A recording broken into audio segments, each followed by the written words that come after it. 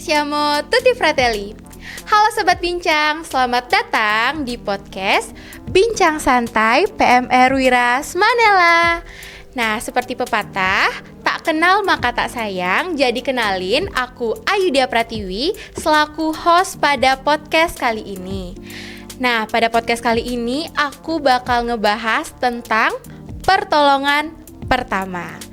Nah, Sobat Bincang, kali ini aku gak sendirian nih. Aku ditemenin sama... Halo semuanya, perkenalkan nama aku Nikade Flora Indra Cinta, bisa dipanggil Ola. Aku dari PMR Wiras Manela. Halo Ola.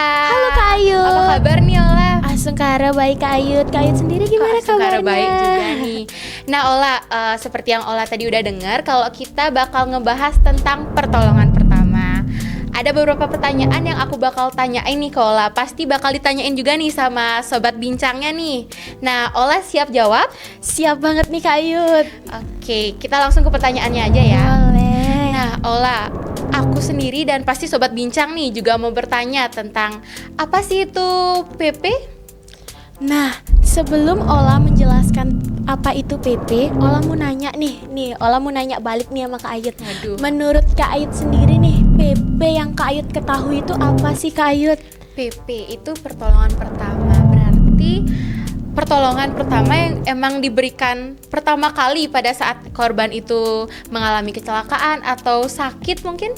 Oke Kak Ayut dan Sobat Bincang sekalian, pertolongan pertama yaitu pemberian pertolongan kepada korban kecelakaan atau yang sedang sakit yang memerlukan penanganan medis dasar.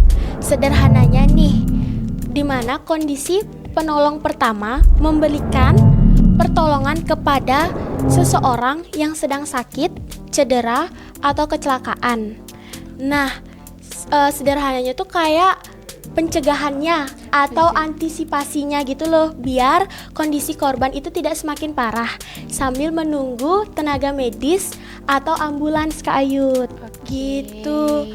Dan yang bisa melakukan pertolongan pertama itu bukan cuma PMR atau PMI aja Kak Ayut dan Sobat Bincang sekalian. Wow, kalau bukan cuman PMR dan PMI, terus bisa dilakukan oleh siapa aja sih? Nah, ini tuh bisa dilakukan oleh siapapun. Mau anak-anak, remaja, ibu bapak, kakek nenek, siapapun bisa. Asalkan mereka memiliki syarat, yaitu mereka memahami mengenai medis dasar. Nah, Kak Ayut dan Sobat Bincang di sini tahu nggak sih medis dasar itu apa? Medis dasar, aduh Ola, aku baru pertama kali denger nih tentang medis dasar. Medis dasar itu adalah ilmu kedokteran yang dimiliki oleh orang awam atau awam terlatih khusus Kak Ayut. Gitu. Oh ya Kak Ayut, selain itu menjadi penolong pertama itu tuh nggak bisa cuma memperhatikan keselamatan korban aja, harus memperhatikan keselamatan diri kita sendiri juga Kak Ayut. Memperhatikan keselamatan sendiri itu kayak gimana sih Ola? Apa ada alat atau alasan gitu kenapa kita juga harus memperhatikan keselamatan kita sendiri? Ada nih Kak Ayut, kita tuh harus menggunakan APD. Nah, APD sendiri itu contohnya seperti sarung tangan latex. Terus ada masker dan kacamata pelindung. Nah, ini loh fotonya Kak Ayut. Oke, Seperti ini. Nah, alasannya itu agar kita tuh terhindar dari virus atau bakteri. Kan kita nggak tahu nih, kita nyelamatin korban. Apakah penyakit korban itu menular ke kita atau tidak? Jadi itu sebagai pencegahannya, agar higienis juga sih Kak Ayut. Wow, keren banget sih Ola. Aku baru tahu nih ternyata kita juga harus memperhatikan keselamatan diri kita sendiri ya, bukan cuman memperhatikan keselamatan korban nih Sobat Bincang. Nah, ke pertanyaan selanjutnya itu, Ola nih sebagai penolong pertama atau Sobat Bincang nih yang ada sebagai PMR Wira sebagai penolong pertama nih, mungkin ada kewajiban gitu? Ola akan sebutin beberapa poinnya. Yang pertama itu kita harus menjaga keselamatan diri kita sendiri, anggota tim, keselamatan korban, dan orang di sekitarnya Kak Ayut. Nah yang kedua itu kita harus bisa menyelamatkan korban secara cepat, tepat, sesuai dengan kondisi korban. Berarti penanganannya harus tepat juga. Betul ya? Kak Ayut. Dan yang terakhir itu ada menjaga kerahasiaan medis korban Kak Ayut. Menjaga kerahasiaan medis korban itu kayak gimana ya Ola? Apa emang perlu banget ya menjaga kerahasiaan medis korban itu? Perlu Kak Ayut, dan udah ada undang-undangnya loh Kak Ayut. Nah, di pasal 322 KUHP itu tuh menjelaskan mengenai kita harus menjaga kerahasiaan medis, dan selain menjaga kerahasiaan korban, ada lagi pasal yang lain ini mengenai pertolongan pertama Kak Ayut. Itu tuh ada di pasal 531 KUHP Kak Ayut. Gitu. Oke, nah Sobat Bincang, sekiranya udah jelas banget nih pemaparan dari Ola mengenai PP, dan aku nih baru tahu ternyata kalau PP itu juga ada pasal-pasal yang mengatur ya ternyata ya. Oke Ola, ke pertanyaan selanjutnya. Ola siap nih? Aduh, siap banget nih Kak Ayut. Nah, ke pertanyaan selanjutnya itu, Ola kan sebagai PMR Wira ya di sekolah ya. Ya pasti cakup lingkungannya itu di sekolah ya paling besar ya. Nah, Sobat Bincang juga pasti ada sebagai PMR Wira dong di sini. Nah, pertanyaannya itu, Ola sebagai PMR Wira di lingkup sekolah, kasus-kasus apa aja sih yang Ola sering tangani? Nah, ada beberapa kasus nih Kak Ayut yang paling Ola sering tangani. Yang pertama tuh ada pingsan, dan ada juga yang luka terbuka. Gitu Kak Ayut. Ini ya Sobat Bincang ya, aku akan jelasin satu-satu tentang pengalamanku menangani orang-orang di sekolah. Oke. Nah, kita sebagai anak sekolah tuh kan pasti selalu tiap hari Senin itu upacara ya Kak Ayut ya, betul. Bener kan? Dan setiap upacara tuh pasti aja ada yang tumbang, ada yang pingsan, ya kan? Iya. Nah, Kak Ayut tau nggak sih, Sobat Bincang di sini tau nggak sih, apa sih gejala orang-orang pingsan tuh Kak Ayut? Kalau menurut Sobat Bincang dan Kak Ayut? Gejalanya itu biasanya dia matanya berkunang-kunang, terus dia kayak kehilangan keseimbangan gitu. Nah, bener banget. Nah, biasanya orang pingsan tuh diakibatkan karena dia gak sarapan paginya Kak Ayut. Kan biasa tuh anak sekolah tuh cepet-cepetan biar gak terlambat, apalagi hari Senin kan. Nah, jadi mereka lupa buat sarapan gitu Kak Ayut. Terus ada juga nih beberapa gejala lain, seperti merasakan keringat dingin di bagian tangan, telapak tangan itu. Terus seperti yang Kak Ayut tadi bilang, matanya kunang-kunang, kehilangan keseimbangan, dan akhirnya dia pingsan. Nah, untuk penanganannya sendiri itu ada, kita harus membawa korban ke tempat yang teduh Kak Ayut. Terus kalau korban memakai seragam, itu tuh kita harus melonggarkan seragamnya, entah itu ikat pinggangnya, entah itu dasinya. Selain itu, kita tuh juga harus melepas sepatunya juga. Melepas sepatu, melonggarkan sepatunya. Terus juga kita bisa menggunakan metode ADTD. Sobat Bincang tahu nggak ADTD itu apa? Waduh, aku nggak tahu nih Ola, ADTD itu apa ya? Oke, metode ADTD itu adalah angkat dagu, tekan dahi Kak Ayu. Nah, ADTD itu apa sih Ola? Nah, ADTD itu fungsinya untuk masuknya jalur nafas. Pasukan oksigen tuh masuk ke dalam tubuh kita gitu Kak Ayut. Agar lebih banyak ya oksigen yang masuk ya. Iya, betul itu Kak Ayut. Nah, Ola tadi juga ada bilang kasus luka terbuka ya. Untuk kasus luka terbuka itu penanganannya seperti apa sih Ola? Nah, untuk kasus luka terbuka itu kan biasanya diakibatkan karena lari-larian, atau pokoknya mungkin dia cedera karena mungkin sedang main lari-larian sama teman-temannya, entah dia main sepak bola atau apa gitu kan, kita nggak tahu ya. Kan seperti biasa lah, anak-anak SMA tuh agak nakal-nakal lah sedikit gitu kan Kak Ayut. Nah, karena luka terbuka itu biasanya kan kotor ya Kak Ayut ya. Nah, cara penanganan yang pertama itu kita tuh harus membersihkan luka terbuka itu. Nah, kalau kalian memiliki NaCl atau air infus lah, itu tuh lebih bagus ya untuk membersihkan luka terbuka. Nah, kalau kalian nggak punya, kalian bisa menggunakan air mengalir. Selain itu, setelah kita membersihkan luka terbuka itu, setelah membersihkan luka lah yang ada di tubuh kita bisa menggunakan obat antiseptik nih Kak Ayut, seperti betadine atau obat merah. Nah, itu tuh jangan langsung ditetesin di lukanya Kak Ayut. Kita harus memberikannya di area sekitar luka tersebut Kak Ayut. Lukanya, berarti bukan langsung di lukanya ya Ola ya? Benar Kak Ayut.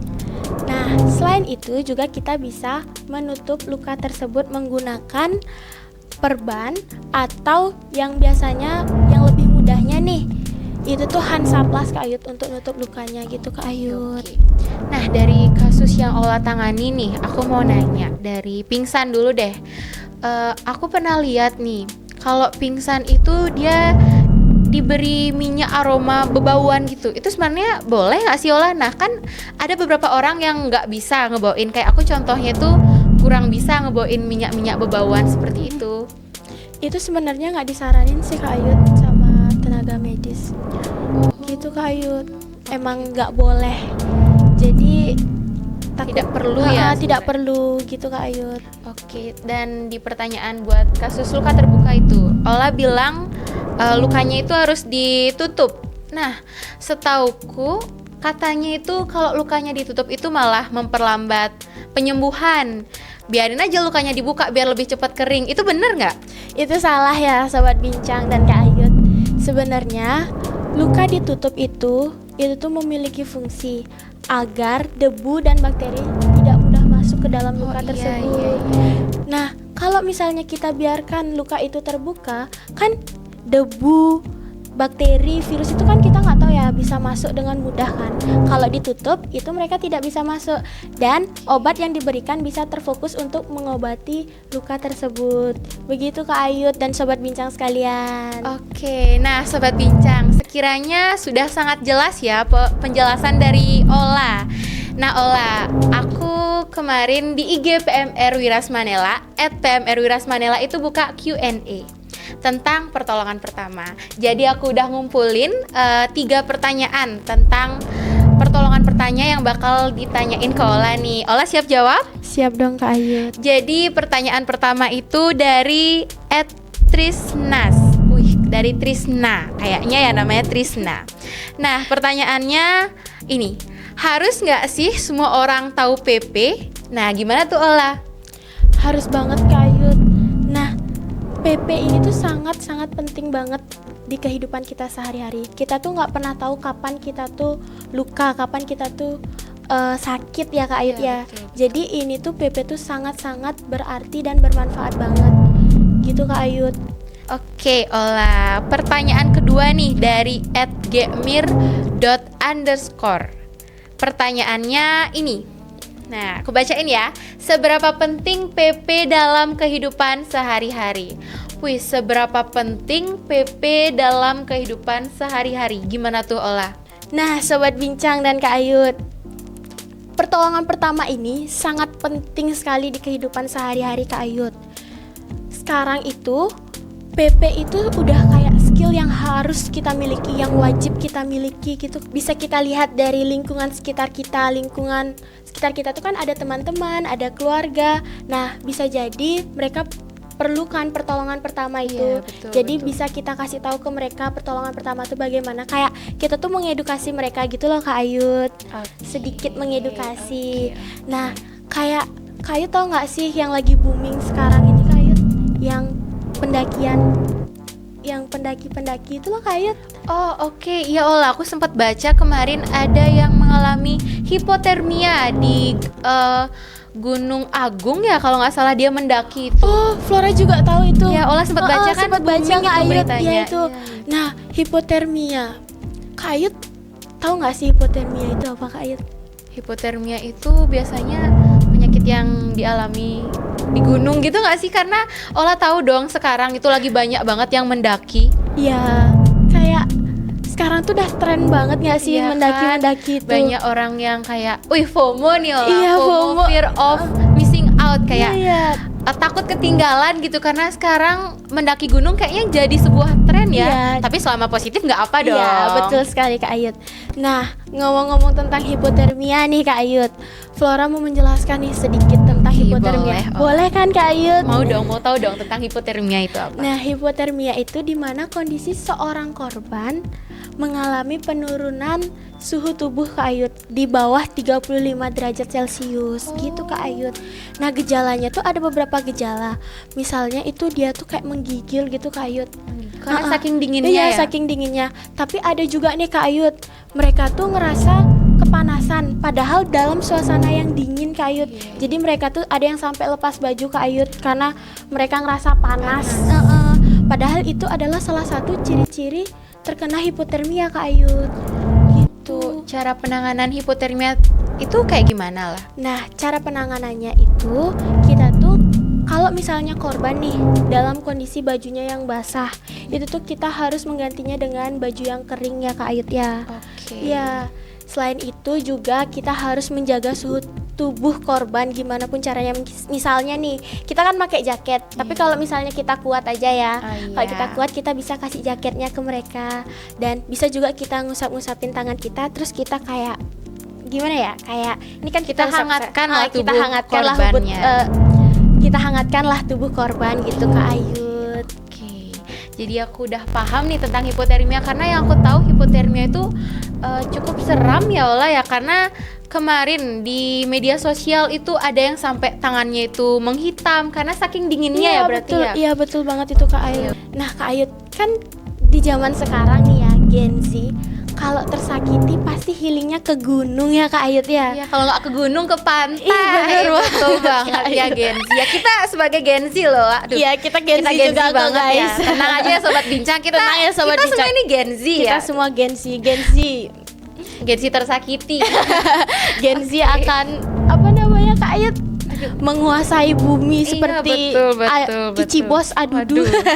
Oke, lanjut aja deh Ola ke pertanyaan ketiga nih. boleh. Nah, pertanyaannya dari cheersfit.jo ya. Wih, keren banget nih. Susah banget namanya. Username kakaknya nih. Pertanyaannya, caps lock. Kak, aku pengen belajar PP. Bisa belajar di mana ya, Kak? Wih, kalau kayak gini nih ya, buat teman-teman yang masih sekolah, misalnya SD, SMP, SMA, kalian tuh bisa banget mengikuti ekstrakurikuler PMR seperti aku nih guys, PMR Palang Merah Remaja. Kalau kalian mau mempelajari tentang ilmu PP, kalian bisa mengikuti ekstrakurikuler PMR. Nah, jadi sekiranya penjelasan dari Ola nih udah jelas banget ya. Nah, Sobat Bincang, jadi pada pembahasan kita kali ini, Sobat Bincang setuju ya kalau PP itu bukan cuman tren, bukan cuman FOMO, bukan cuman ikut-ikutan, tapi PP itu merupakan skill yang harus kita tanami, skill yang harus kita miliki deh. Bukan karena biar kelihatan keren nih, bukan lagi ya. Jadi PP ini adalah skill yang harus kita miliki, bener kan Ola? Bener banget Kak Ayut. Oke, pasti PP juga akan berguna banget nih di zaman sekarang. Selain itu, PP juga bisa menunjukkan jadinya kayak rasa sayang kita terhadap sesama. Oke, Ola, ini udah di akhir acara nih. Jadi aku meminta kata-kata hari ini. Sayangnya Flora nggak ada kata-kata Ya. nih Kak Ayut, tapi Flora ada slogan nih. Waduh, buat Sobat slogan. Bincang dan Kak Ayut. Oke. Oke, slogannya itu adalah selamatkan nyawa, kuasai pertolongan pertama. Keren banget Ola, wih. Ingat ya Sobat Bincang, slogan dari Ola. Nah, Ola, karena udah di penghujung acara nih, kita ngapain aja ya lagi ya? Ngapain ya? Pantun gak sih Kak Ayut? Kak Ayut punya gak sih pantun? Waduh, pantun ya. Waduh, sebentar aku pikir dulu. Oke, ada Ada nih. nih. Seru Nah, banget dengar ya, ya Sobat seru banget Bincang nih. nih. Sekalian penutup nih Iya, kayaknya sekalian nih. penutup ya. Oke, pantunnya. Umur kakek sudah menua, Cakep. namun tetap mencari kekasih. Cakep. Semoga bermanfaat untuk semua. Kami ucap Terima kasih. Dan bye guys. Semoga kita ketemu lagi ya Sobat Bincang. Siamo tutti fratelli.